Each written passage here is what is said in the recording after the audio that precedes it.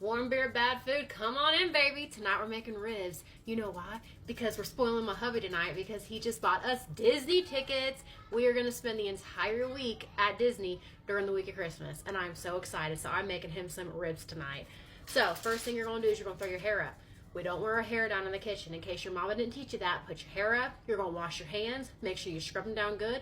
You're going to make sure your rings are all taken off. And we are going to rock and roll it. All right, so once you get everything all ready, hold on, I'm grabbing more seasonings.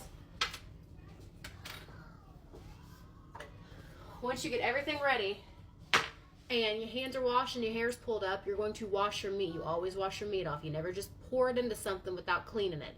So how you clean it depends on you. So I cleaned my meat up, and you're going to strip your membranes off the back of your ribs. I already took mine off because it's kind of messy to do on a video.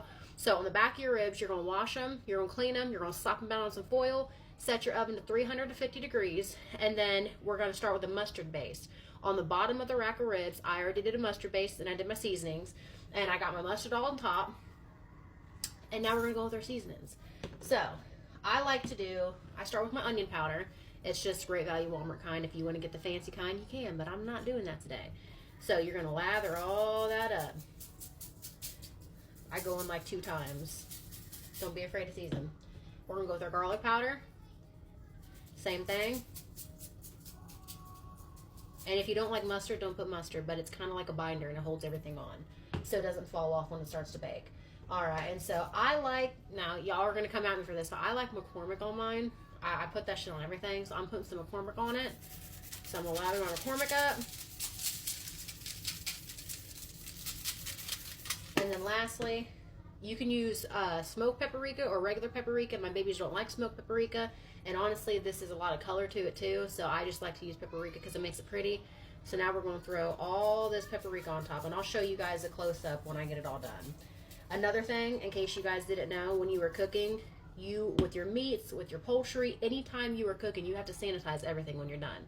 In case your mom didn't teach you that. You have to sanitize, and always, you clean as you go.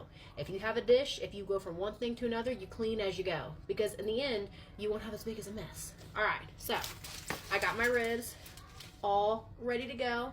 And I got it seasoned front and back. And I'm going to wrap this up. I'm going to put it in the oven at 350 for 2 hours. At 2 hours, we're going to pull it out. I'm going to show you how it looks. We're going to put some barbecue on it. And then either if you don't have a grill or you don't want to use a grill after those 2 hours, and you want to make sure that the meat is coming off the middle of the bone, that's how you know it's done. Of course, you can use a thermometer if you want to use a thermometer, but I just go by the rule of thumb. If my meat's coming off the bone and right in the center where I feel like it's really fatty at, then I know that it's ready to get thrown on the grill. So when mine's done at 2 hours, afterwards, I pull it off, and then I take all the foil off of it. And after my grill's heated up, I throw that sucker right on there, and I get it a nice color to it. And that's when you're going to put your barbecue on. So if you're not going to use the grill, at 2 hour mark, you're going to unwrap it, put your barbecue on, and cook it for another 30 minutes, unwrap completely.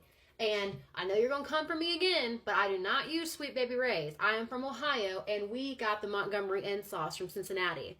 And this is the best barbecue. I swear on it. Take my word for it. This is the best barbecue sauce you'll ever have. And the best thing I like about this is there's no high fructose corn syrup. It's gluten-free for all my gluten fans. And the ingredients are so simple. You're not going to find all unwanted ingredients in this. And I'm that kind of girl, you know. So I like this. I swear by it. So again, Montgomery Inn barbecue sauce. No, this is not a sponsorship. But if you want to sponsor me, baby, come on.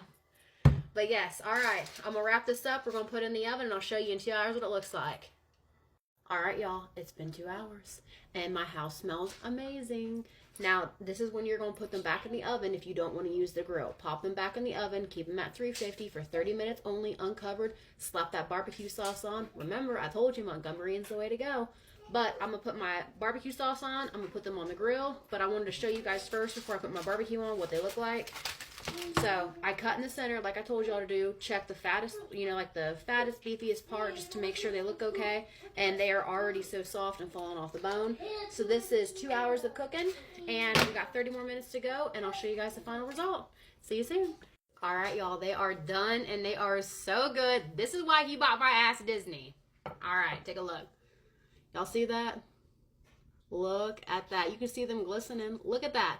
They are so soft. They are falling off the bone. I promise y'all, you're not going to regret trying this recipe. And I'm serious. Montgomeryan is what makes this. This is what makes it. I use it for my barbecue pulled chicken, for everything that I do. I use this barbecue sauce. I promise I wouldn't lie to you. So, I ain't going to dig in on camera, but we're going to try it. And it is so good. So good. I hope you enjoy the video. If you have anything you want me to try cooking, put it in the comments. See you later.